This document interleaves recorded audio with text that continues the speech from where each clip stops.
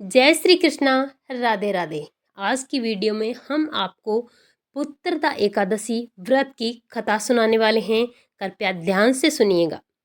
एक बार राजा युधिष्ठिर भगवान श्री कृष्ण से बोले कि हे माधव, पौष मास में पड़ने वाली एकादशी का क्या नाम है? इस व्रत को क्यों किया जाता है? कृपया विधि विधान और नियम के साथ समझाएं। श्री कृष्ण बोले कि हे युधिष्ठिर, तुमने बहुत ही अच्छा प्रश्न पूछा है। पौष मास में पड़ने वाली एकादशी का नाम है पुत्रदा एकादशी। इसका व्रत करने से संतान की प्राप्ति होती है, संतान सुख की प्राप्ति होती है, संतान के जीवन में कभी कोई कष्ट नहीं आता। जिन लोगों को संतान नहीं है, संतान की प्राप्ति नहीं है, उन लोगों को पुत्रदा एकादशी का व्रत करना चाहिए। चलिए अब मैं आपको एकादशी व्रत की कथा सुनाता हूँ। इस एकादशी व्रत का नाम पुत्रदा एकादशी क्यों पड़ा? साल में आने वाली 24 एकादशियों में से पुत्र एकादशी का खास महत्व माना जाता है। पौष पुत्रदा एकादशी की पौराणिक कथा के अनुसार एक नगरी में सुकेतुमान नाम का राजा राज करता था, जिसकी पत्नी का नाम सेव्या था। राजा रानी की कोई संतान नहीं थी, जिसे लेकर वे हमेशा दुखी रहते थे।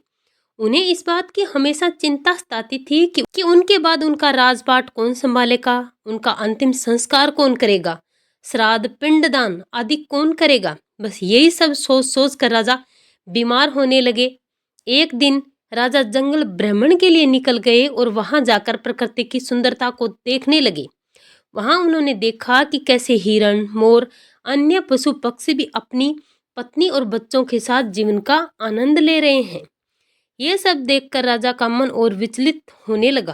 वह सोचने लगे कि इतने पुण्य कर्मों को करने के बाद भी मैं निसंतान हूँ। तभी राजा को अचानक से प्यास लगी और वह जल की तलाश में निकल गई। भटकते भटकते भटकते उनकी नजर नदी के किनारे बने ऋषि मुनियों के आश्रम पर पड़ी।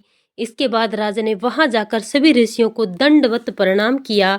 राजा का सरल स्वभाव देखकर ऋषि मुनि अत्यंत प्रसन्न हुए और उनसे वरदान मांगने को कहने लगे। जिस पर राजा ने उत्तर दिया, हे देव, हे भगवान और आप संत महात्माओं की कृपा से मेरे पास सब कुछ है। बस मुझे एक ही दुख है कि मेरी कोई संतान नहीं है, जिसके कारण मुझे अपना जीवन व्यर्थ लगता है। यह सुन ऋषि बोले, राजन, आज पुत्रदा एकादशी है और आप पूरी श्रद्धा से इस एकादशी का व्रत करो। ऐसा करने से आपको पुत्र रत्न की अवश्य ही प्राप्ति होगी। ऋषि की बात सुनकर राजा ने विधि विधान से पुत्रदा एकादशी का व्रत किया। नियम के अनुसार द्वादशी के दिन इस व्रत का पारण किया। फिर उसके कुछ ही दिनों बाद रानी गर्भवती हुई और उन्हें एक तेजस्वी पुत्र की प्राप्ति हुई। इस प्रकार इस एकादशी का महत्व कई गुना बढ़ जाता है। ये सब देखकर राजा रानी अत्यंत प्रसन्न हुए। राज्य में भी अत्यंत प्रसन्नता फैल गई। राजा की सारी चिंताएं दूर हो गई और राजा भगवान को हाथ जोड़कर धन्यवाद करने लगे। राजा ने पुत्रदा एकादशी का बहुत ही विधि विधान के साथ पालन किया। अगर आप भी पुत्रदा एकादशी का व्रत विधि विधान के साथ करेंगे, नियम के साथ करेंगे, विश्वास के साथ करेंगे, तो आपके भी सारे संकट दूर होंगे, आपको भी पुत्र की प्राप्ति होगी और आपके संतान के जीवन में कभी कोई दुख और दुविधा नहीं आएगी।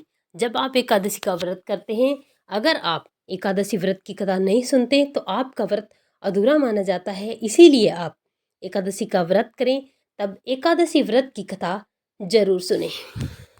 कहते हैं इस एकादशी का व्रत करने से वैकुंठ धाम की प्राप्ति होती है।